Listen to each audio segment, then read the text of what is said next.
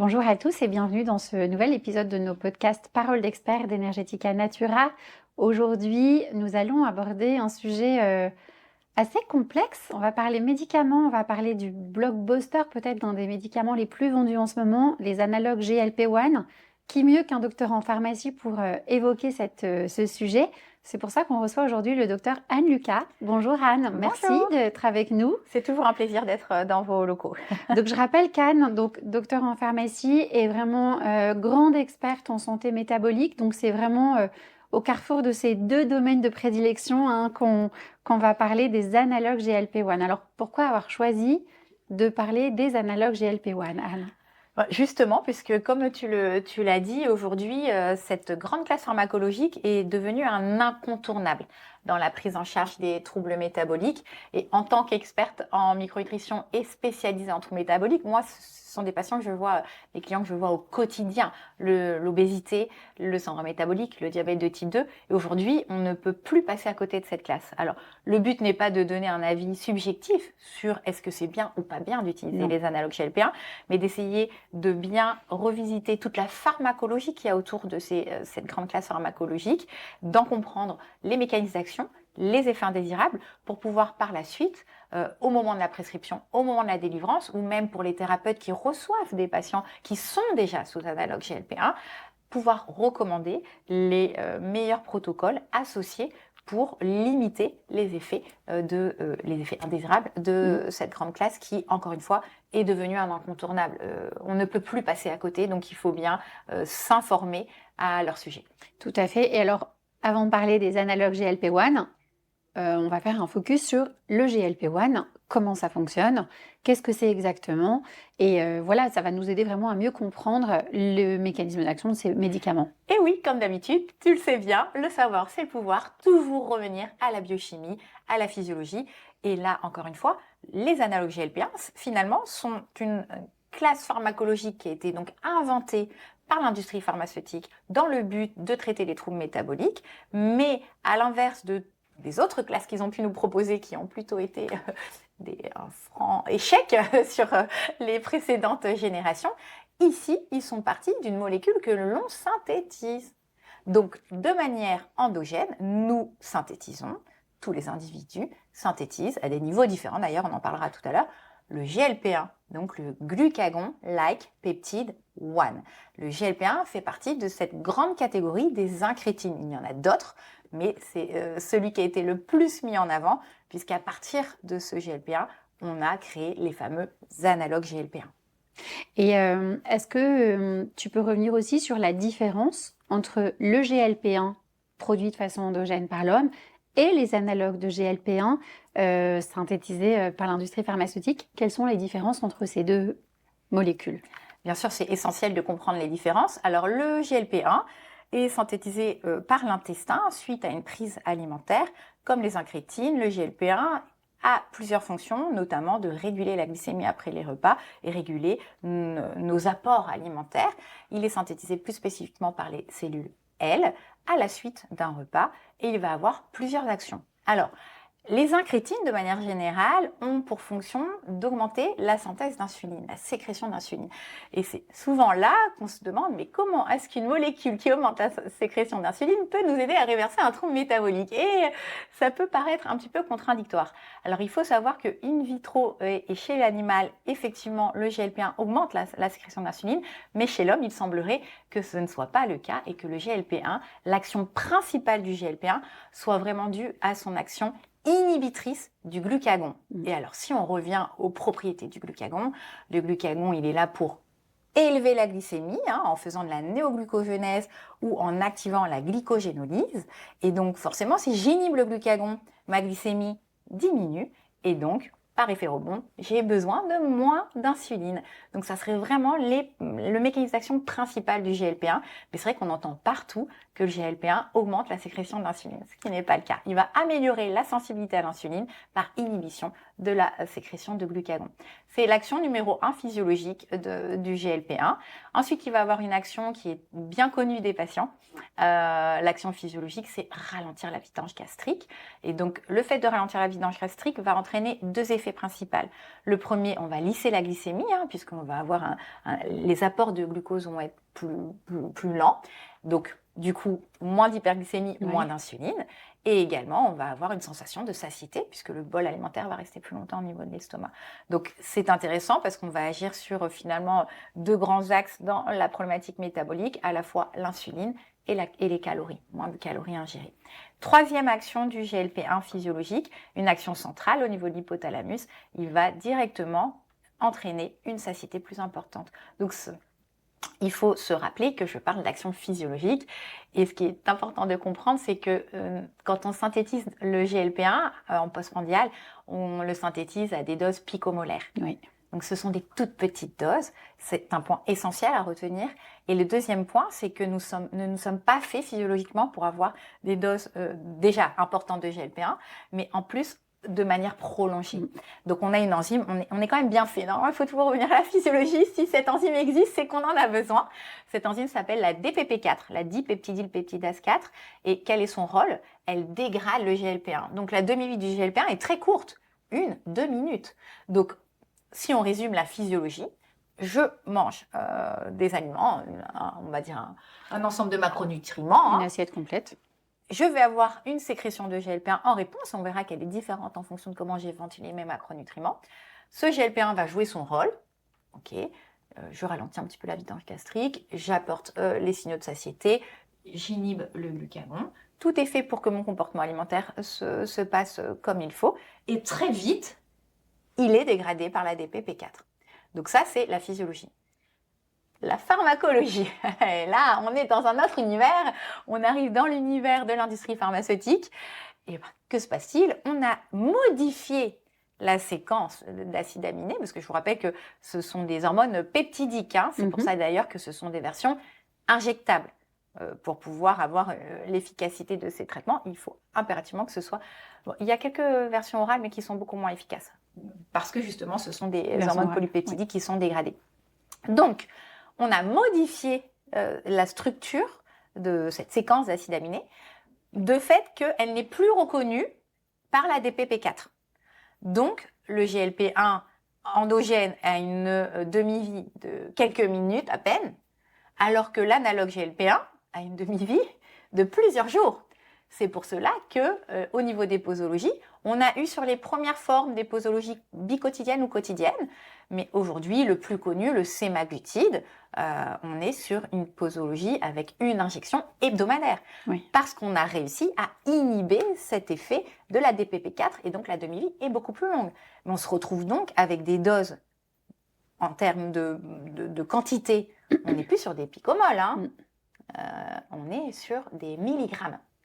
Je vous rappelle, le sémaglutide, que ce soit pour l'indication diabète de type 2 ou pour l'indication obésité, on est jusqu'à 2,4 mg. Et en plus, une injection par semaine, donc ça veut dire qu'on a des milligrammes de GLP-1 en continu, du matin au soir, 7 jours sur 7, dans le sang. Et là, on s'éloigne dangereusement de la physiologie.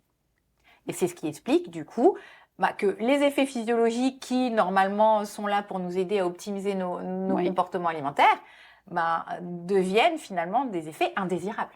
C'est vraiment la difficulté et toute la subtilité aussi du maniement optimal de ces médicaments, puisqu'on voit bien toute la différence avec la physiologie. Alors, quand on parle incrétine, on pense GLP-1, mais pas que.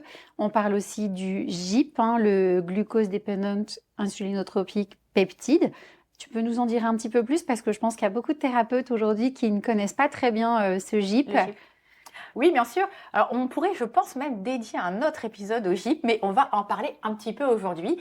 Alors, pourquoi le GIP? Donc, le GIP fait aussi partie des incrétines, et on a une classe pharmacologique, on parle des dual agonistes, qui associent le GLP-1, les analogues GLP-1, et GIP, avec des effets encore plus impressionnants sur la perte de poids notamment.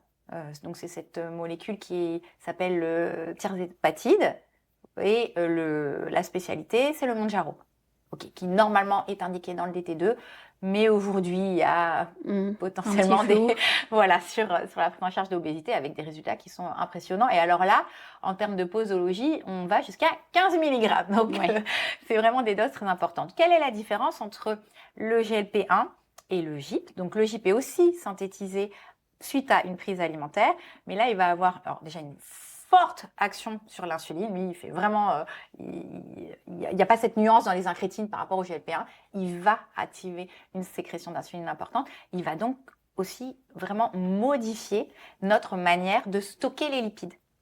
Donc, vous savez, il y a plusieurs façons de développer notre tissu adipeux. On peut faire de l'hyperplasie ou de l'hypertrophie adipocytaire. Et c'est vrai qu'il est préférable de faire de l'hyperplasie. Ça peut paraître contre-intuitif, mais il vaut mieux avoir plusieurs petits adipocytes.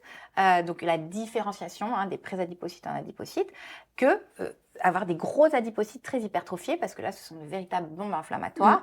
Et donc, le GIP permet de rendre au tissu adipeux sa capacité à stocker un peu de triglycérides de manière plus physiologique. Donc, on a plus de petits adipocytes, on est moins inflammatoire. Si on est moins inflammatoire, on a une action sur l'insuline. Donc, effectivement, ça, sur le papier, ça semble très intéressant. Mais attention, l'effet rebond à l'arrêt des traitements, c'est souvent la catastrophe parce qu'on se retrouve avec plus.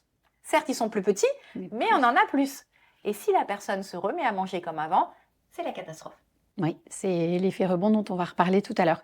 Alors concrètement, pour les thérapeutes qui nous écoutent, est-ce que tu pourrais revenir un petit peu sur les différents schémas de posologie et les différents médicaments qu'ils vont rencontrer dans leur pratique, puisque ça arrive souvent, ça, d'avoir un patient-client qui arrive chez un micronutritionniste, naturopathe, médecin fonctionnel, et bon voilà, il y a besoin de clarifier ça. Quelles vont être les prescriptions? Alors aujourd'hui, je pense qu'on peut se centrer sur la molécule la plus vendue, le sémaglutide. Donc il faut vraiment savoir que dans les analogues GLP-1, on va avoir ceux qui ont une indication diabète de type 2 et ceux qui ont une indication obésité.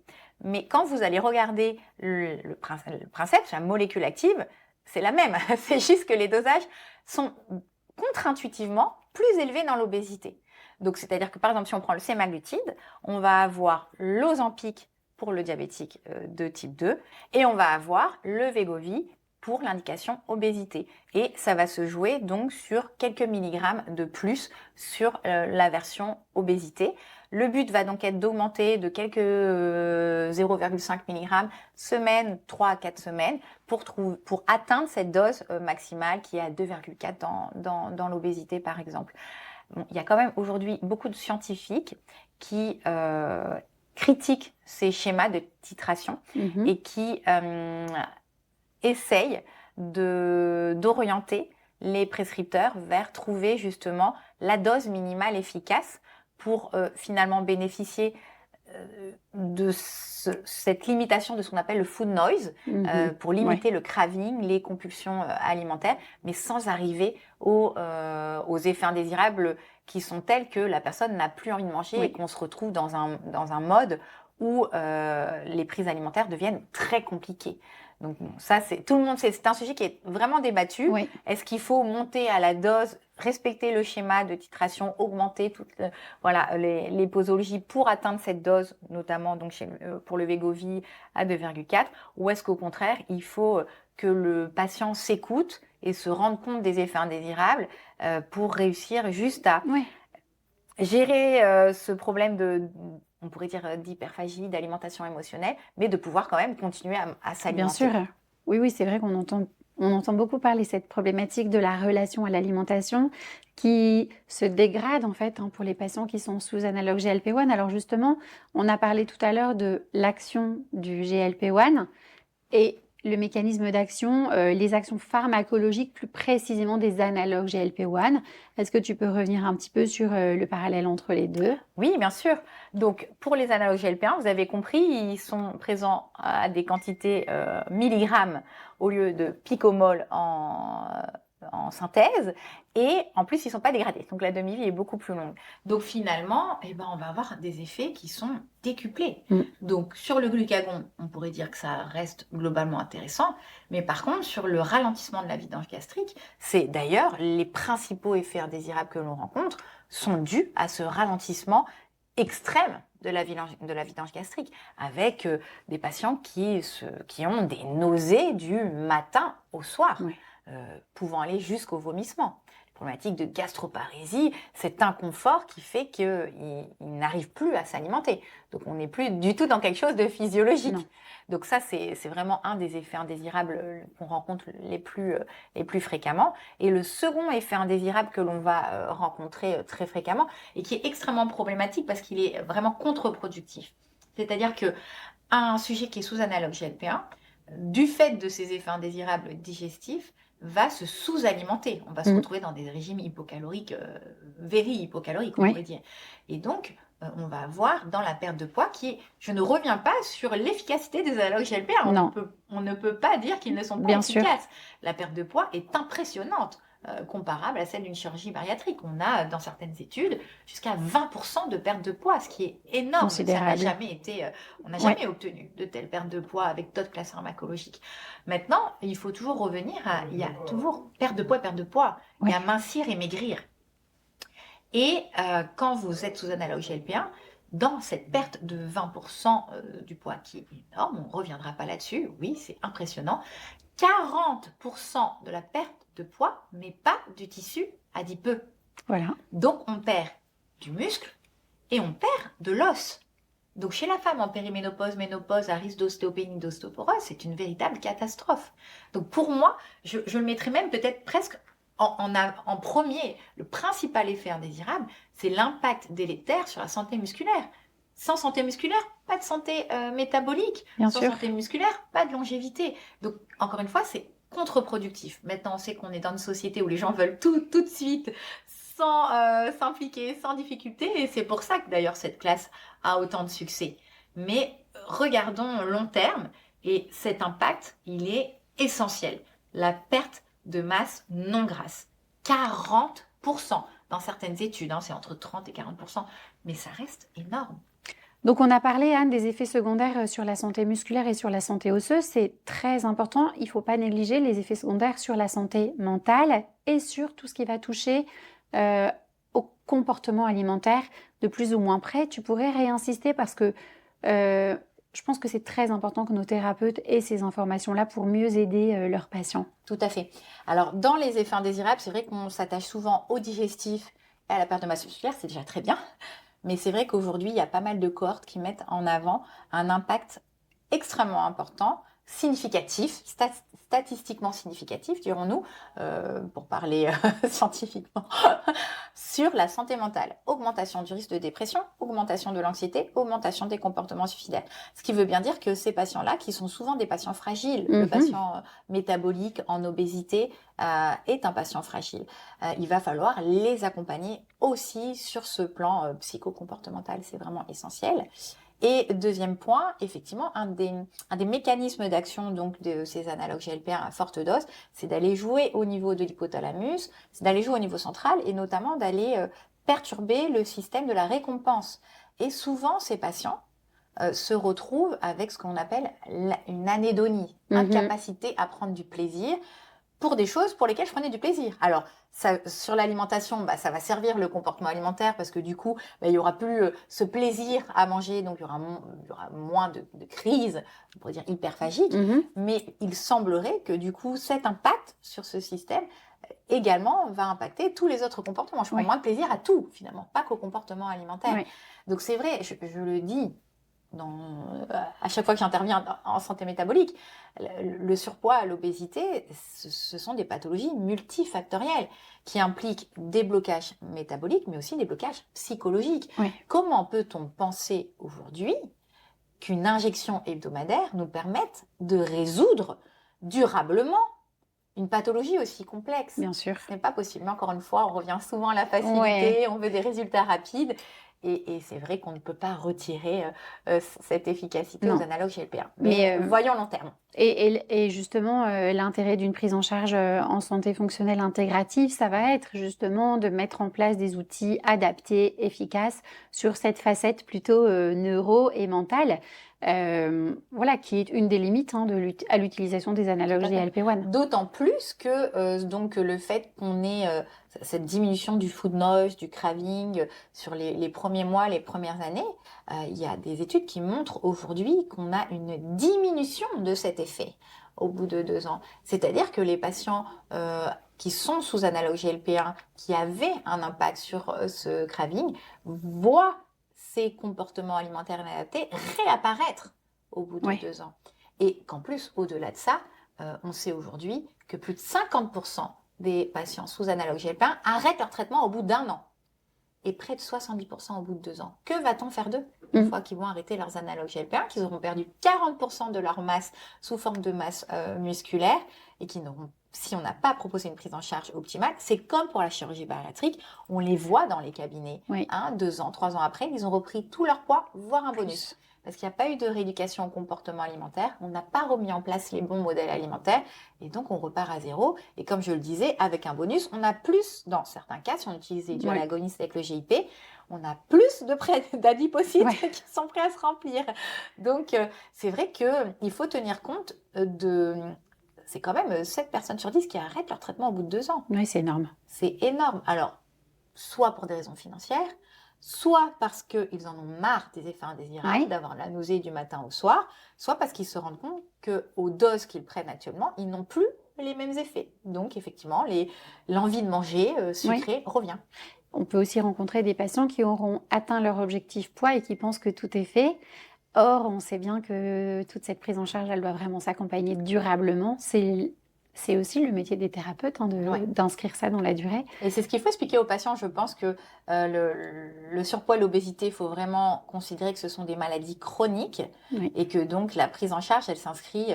Surtout, on n'a pas tous les mêmes prédispositions à développer un surpoids, une obésité, un diabète de type 2. Et malheureusement, ceux qui ont ces prédispositions, c'est chaque jour, on va devoir travailler à faire reculer ces troubles métaboliques et donc s'enchaîner à une injection hebdomadaire avec autant d'effets indésirables.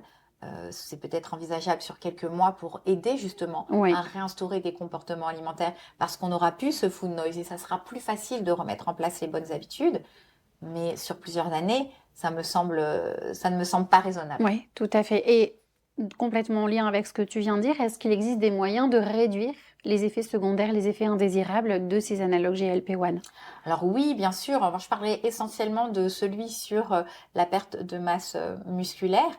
Il est évident que dès lors que l'on sait qu'un individu est sous analogue GLP-1, il va falloir impérativement prioriser les protéines dans l'assiette.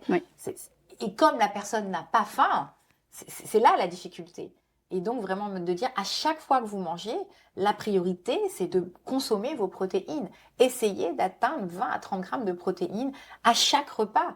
Mais ce qui est vraiment un challenge quand on est sous plusieurs milligrammes d'analogue GLP-1 parce qu'on n'a pas faim et qui n'ont pas forcément envie de manger ces protéines, notamment des protéines animales de bonne qualité. Mais je dirais que c'est la priorité et d'associer à ça l'activité physique de résistance, encore une fois, on en avait déjà parlé dans un autre podcast, activer mTOR, la voie mTOR, mTOR Quad, pour essayer de lutter contre cette perte de masse musculaire. Ce sont nos 2 outils.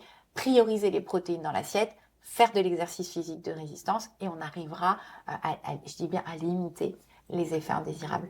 L'importance du maintien quand même d'une alimentation santé, équilibrée est déterminante dans le succès que ces patients vont rencontrer.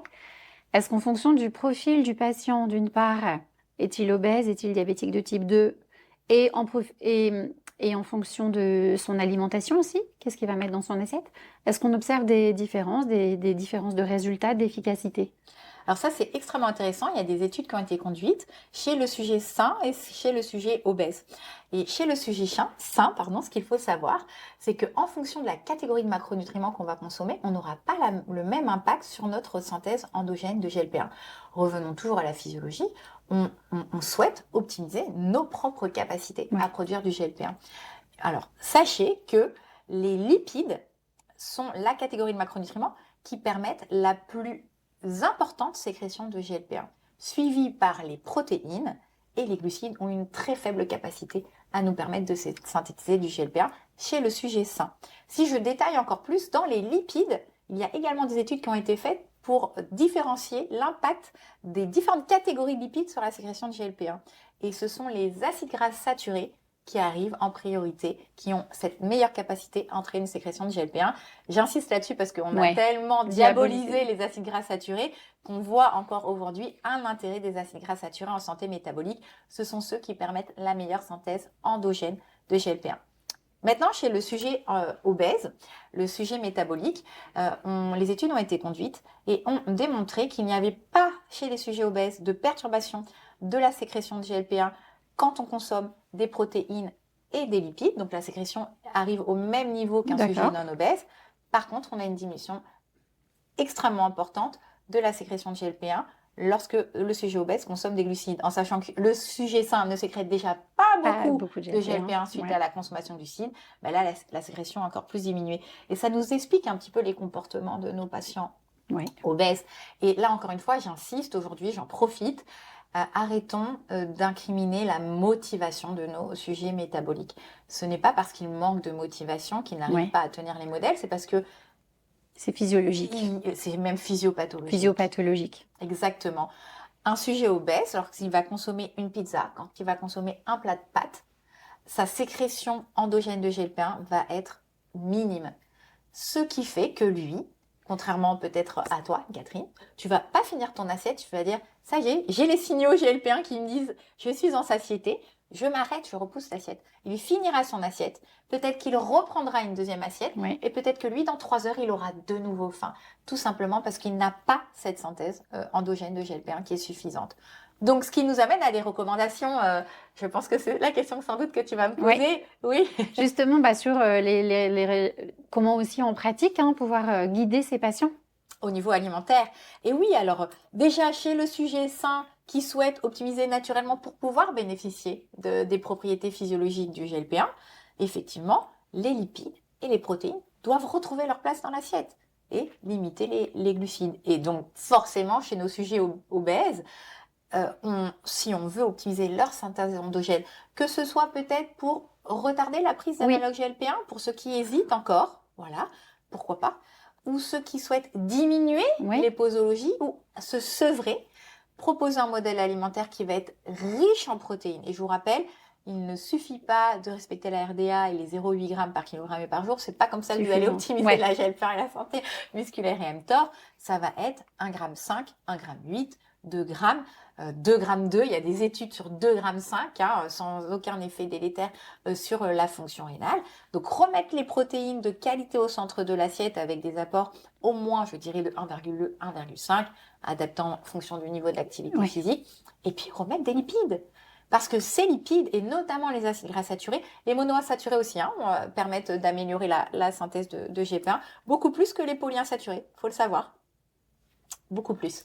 Les polyinsaturés en C18, pas les longues chaînes EPA-DHA, ça je n'ai pas de données exactes, mais c'est vraiment le précurseur d'acide linoléique. Donc remettre des lipides dans l'assiette, prioriser les protéines dans l'assiette, et les glucides, on va éviter non pas parce qu'ils vont interférer sur la production de GLP-1, mais parce qu'ils vont pas permettre de synthèse de GLP-1, mais qu'on connaît tous les impacts sur l'insuline qui est déjà très haute chez ces sujets métaboliques. Et alors, ça nous mène directement à une autre question, parce qu'on sait qu'aujourd'hui, il y a quand même une problématique de détournement d'usage parfois des analogues GLP-1. Et certains patients, j'imagine, peuvent hésiter, avoir peur et voudraient, avant de commencer les injections d'analogues, essayer d'autres choses. Qu'est-ce qu'on peut leur proposer? Quels sont les nutriments qui ont fait leur preuve pour essayer d'optimiser la synthèse endogène de GLP-1 pour peut-être retarder ou ne pas avoir besoin de ces analogues dont on a vu quand même qu'ils étaient à manipuler avec beaucoup de précautions. Tout à fait. Alors, numéro 1, on commence par l'assiette. Donc, on a bien compris un modèle alimentaire qui va être hypoglucidique. Encore une fois, je ne diabolise pas les glucides à adapter en fonction de très nombreux critères, mais globalement, un modèle alimentaire contrôlé en glucides, on va dire, adapté à chaque personne, riche en protéines, riche en lipides. En faisant ça, déjà, on va optimiser la synthèse endogène de GLP-1. Et ensuite, il y a eu quelques travaux. Bon, moi, j'écoute mon maître en santé métabolique, le professeur Benjamin Bikman. Dans son propre labo, ils ont fait quelques études, d'ores et déjà, sur 2 principes actifs, notamment sur le yerba maté, dans lequel il y aurait donc de l'acide férulique, Et D'accord. donc, ce qui est très intéressant, c'est qu'on voit ici, vous voyez, comme on est à 360 degrés, c'est pas l'acide férulique en tant que tel qui va avoir un impact sur la sécrétion de GLP-1, mais son métabolite microbien. Donc, c'est le microbiote qui intervient, qui va convertir l'acide férulique en dihydroférulique acide, et c'est cette molécule qui va avoir un impact sur la sécrétion de GLP-1. Il a conduit des travaux là-dessus. Il a également commencé à conduire des travaux donc, chez l'animal sur l'intérêt de l'allulose, qui est Oui. un sucre rare, comme on appelle, qui a l'intérêt à la fois de ne pas élever la glycémie, de ne pas élever l'insulinémie, de ne pas apporter de calories. Et waouh, il a également cet effet pro-GLP-1. Donc, ça peut être des composés intéressants à utiliser. Et le dernier que je citerai, que j'ai découvert grâce à lui également, c'est le collagène, les peptides de collagène. Oui. Donc, il y a effectivement un intérêt, donc vous connaissez glycine, proline, hydroxyproline, aurait un intérêt au-delà de la santé cutanée, Oui. osto-articulaire, dans la sécrétion de GLP-1. Donc, extrêmement C'est intéressant. très prometteur. Oui, extrêmement prometteur. Et un dernier élément sur lequel j'aimerais avoir ton avis, Anne, on a vu qu'un des principaux effets secondaires de la prise d'analogue GLP-1, c'était une perte de la masse musculaire. Qu'est-ce que tu penses de l'administration concomitante de créatine chez les patients qui sont sous analogue GLP-1? Est-ce que pour toi, ça fait sens d'un point de vue micronutritionnel et fonctionnel? Alors, écoutez, moi, aujourd'hui, la créatine, de toute façon, fait partie de tous mes protocoles. Donc, j'ai envie de vous dire encore plus chez le sujet qui a risque de perdre de la masse musculaire. Maintenant, la créatine seule, dans ce contexte, ne serait pas suffisante, bien entendu. On a dit apport de protéines, activité physique de résistance, mais bien entendu qu'apporter 5 grammes de créatine en plus, ça sera intéressant parce qu'on va augmenter la quantité de muscle, la qualité, la fonctionnalité. Donc, on va pouvoir, à la salle de sport, soulever plus lourd, augmenter ses charges, et donc forcément optimiser notre santé musculaire globalement. Donc ça peut être une excellente idée. Et la créatine, elle sera aussi intéressante pour optimiser les fonctions cognitives. Et on a vu qu'il y avait un petit risque quand même de dégradation, détérioration de la santé mentale pour les patients sous analogue. Donc c'est vrai que ça peut être un petit nutriment supplémentaire dans l'accompagnement de ces patients. Merci beaucoup, Anne. Alors, pour conclure ce podcast, voilà, 3 choses que nos thérapeutes doivent retenir sur l'accompagnement des patients sous analogue GLP-1. Numéro 1, essayez à tout prix de préserver la masse musculaire de ces patients. C'est un enjeu central. Donc, protéines dans l'assiette, activité physique de résistance et les compléments alimentaires qui vont bien. Donc, pourquoi pas la créatine. Numéro 2, adaptez le modèle alimentaire. Faites en sorte de commencer à travailler à rééduquer votre patient qui ne s'appuie pas uniquement sur son injection hebdomadaire. Donc un modèle alimentaire hypoglucidique, hyperlipidique et optimisé en protéines. Je retiendrai ces 2 éléments principalement. Et puis, alors si vous êtes médecin, je m'adresse essentiellement aux médecins, je pense qu'il est important que vous trouviez la dose minimale efficace, que vous discutiez avec vos patients des effets que vous recherchez et de ne pas pousser trop loin ces effets indésirables. Donc d'essayer de trouver la dose minimale qui permette de diminuer ce food noise pour vous permettre justement de plus facilement modifier le comportement alimentaire, mais de ne pas aller aux états extrêmes de nausées et de vomissements qui empêchent le patient de se nourrir et qui se retrouve donc dénutri. Merci beaucoup, Anne. Merci. Merci beaucoup pour toutes ces informations passionnantes sur un sujet résolument d'actualité. Merci à tous pour votre écoute et rendez-vous dans un prochain épisode de nos podcasts Paroles d'experts d'Energetica Natura. À bientôt.